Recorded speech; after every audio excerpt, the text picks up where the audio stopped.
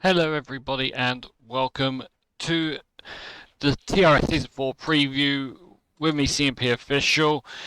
Today we're just going to talk through the calendar and the driver draft that we had yesterday. Obviously the calendar reveal we had over a couple of weeks ago, but we're going to talk about some of the races that are on the calendar, and as I mentioned, going to talk through the driver draft that we had yesterday, being as that marked exactly 1 week until the start of the TRS Season 4 on the new game of F1 23. Obviously, at the time of recording this, it is Wednesday, so we are just 6 days away now from the start of the season. If you do go on to like the video and you do want to see more, obviously be sure you subscribe to the channel. Obviously leave a like, hit the notification bell, and you'll be notified when more of the these kinds of videos get uploaded, because we are looking at trying to do uh, some preview videos, obviously before the races on the Tuesday, and then obviously do some review videos of the races just gone as well. So we'll be looking at uploading approximately 2 videos every week. So get that subscription count up and get the notification bell hit, so you'll be notified of that. Obviously, if you do want to join the TRS Discord and you want to get involved in league racing with us, obviously do head over to our Discord. Obviously, there will be a link in the description down below. Obviously, you can always head over to our YouTube profile pages, essentially, and you will find a link there. And obviously, if you do want to give us a follow on Twitter and on Twitch as well, the links to those will be down in the description below. And again, you can always head over to the profile page and you will find them, find the links on there. So, obviously, listen, it's just going to be a preview video of the upcoming season. So we'll take a look at the road to season 4, which is the sort of tag that we've been using in the run up to the start of the new season. As you can see, we've got 23 races for this season, starting off in Qatar, one of the 2 new tracks being brought into the game, being as in real world F1 they are racing there this season. We'll have that as the very first round. Very fast flowing track. Mistakes can easily be made here if you're not familiar with the layout of the track, so lots of drivers looking to get as much practice in as they can for the season opener to try and make sure that any sort of track limit penalties are obviously kept to a minimum, because there will quite possibly be a few of those handed out on that race. Then we move over to Bahrain. So as you can probably tell, first 4 races all held in the Middle East, and then from round 5 up to round 14 all within Europe, and then round 16 to 19 into the Americas, and then obviously over to Asia and Oceania for round 20 to 22, and then into South America for the final round. But yeah, going back to the second round, obviously Bahrain that will be the first of 5 sprint race weekends that we will have in season 4. With the first one being Bahrain, as mentioned. We'll have 2 on the European leg of the tour, one in Austria with the other in Belgium, and then we will have one in North America in Vegas, with the final one being in Brazil. So sprint races obviously be usual format, like true to life F1, where it'll be 8 points handed out for first place, down to 1 point for finishing in 8th place. So that's how we'll be doing the point system for the sprint races. Obviously, the actual races is same standard procedure: 25 points for first, down to 1 point for 10th, with an extra point going for the fastest lap. So yeah, Bahrain, a usual season opener, but will be the second round for us. Obviously, real world, it's usually the first round, but we have it as the second round.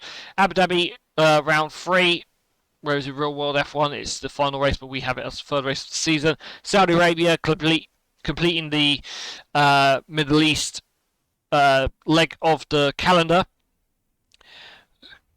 So going to be an interesting one, the longest and fastest track being round 4. Then we move over to Europe, Azerbaijan for round 5, Hungary for round 6, Austria for round 7, and then we go to Imola, representing the San Marino flag, because if you go back to whenever not Italy, sorry, when F1 were in Imola for the Grand Prix there, it was always sort of designated as the San Marino Grand Prix, and that's pretty much what we've gone for here. So Imola, the San Marino Grand Prix.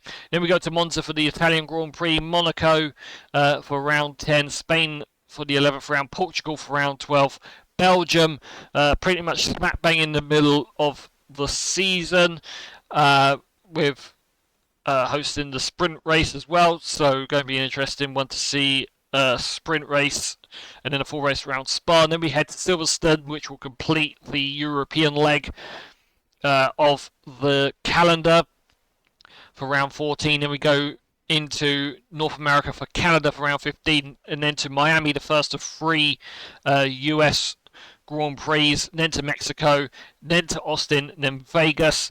So we'll have a sprint race at street track in the dark, well, at night time. So that'll be a visually nice one to look at. And then we'll go to Japan for the first of the Asia Oceania races, then to Singapore, Australia, and then rounded off in South America with Brazil with a final sprint race as well. So obviously Vegas, as I said, visually looks stunning. A load of drivers not too keen on the track layout itself, but does look quite nice the amount of times I've driven it. Qatar, as I said, very fast track. Can easily make mistakes if you're not familiar with the circuit, but it'll be interesting to see how the drivers will cope with it. All the other tracks pretty much drivers will be used to now because they've been on the game for a little while now. So drivers should be relatively comfortable with the tracks that are on there. Obviously Australia has its new layout, which was on the last game as well, but obviously now has the implementation of the 4th DRS zone going from where you would have had turns 9 and 10 up to turns 11 and 12, but it's now a flat out section, but there is now a DRS zone in the area, so that's going to make things quite interesting as well. Obviously other tracks have had little sort of visual tweaks as well, so yeah, it's going to be interesting to see how the drivers can contend with it. Speaking of the drivers, we'll head over quickly to the driver roster. So as you can see, Red Bull Racing have Tough Candy and Hate Jow. Ferrari have a veteran pairing of Wolfie and GWA Panda. As going back to the Red Bull Racing, obviously 2 drivers making their rookie debuts in TRS. Mercedes has a veteran and rookie pairing of Sparky and DBR FC9, Sparky being the veteran with DBR being the rookie. Aston Martin with Echo and Tate's Lost Son. Obviously Aston Martin currently the 2-time Constructors World Champions, and obviously last season won the Drivers World Championship with their driver Matt, who unfortunately missed out on a drafted seat this season, so will be a first reserve, but is obviously going to ensure that being a reserve for potentially the first 3 races is not going to stop him in defending his world championship. And then hopefully once the 3rd race is over, whoever doesn't make 3 consecutive races, if they do lose their seat, Matt can obviously hop into that free seat and full time then start defending his world championship. But he's not going to let go of that championship without a fight, regardless if he's a reserve or a full timer. So yeah, Echo and Texel Stud have got a lot of pressure on them to try and keep the Constructors' Trophy at Aston Martin. So the rookie pair got a lot of work to do.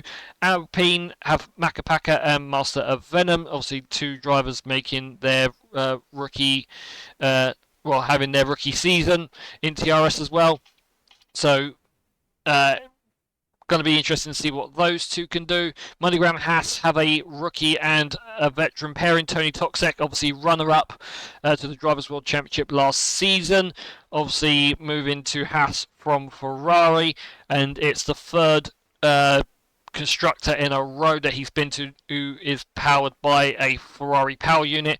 Obviously, season 2 being in Alfa Romeo, then to Ferrari, then to Haas. So Tony, missing out on the championship last season, will hopefully have a lot more fight in him to obviously be able to try and claim the Drivers' World Championship, knowing that Matt is essentially a reserve for the first 3 races. So hopefully Tony will be looking to get ahead and try and build up as much of a gap as he can. King Jamie obviously has done some league racing, but obviously this is his rookie season in TRS, so it'll be interesting to see what he can do. AlphaTauri have the boss making his rookie season, having his rookie season here in TRS. ARL Bob, obviously co-founder of TRS and veteran of the league racing scene.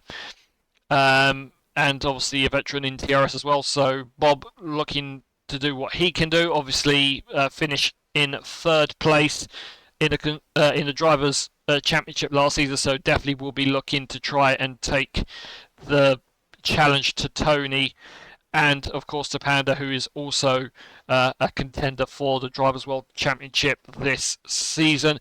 Going to Alfa Romeo, you have myself, CMPOfficial, the veteran in the team, with Finn making his rookie season in TRS, so it'll be interesting to see what Finn can do. Obviously myself be looking to try and fight towards more of the front of the mid-pack. Then McLaren, who were the last team to have their 2 drivers selected in the driver draft, they have Art Dekaya and Braincore 25.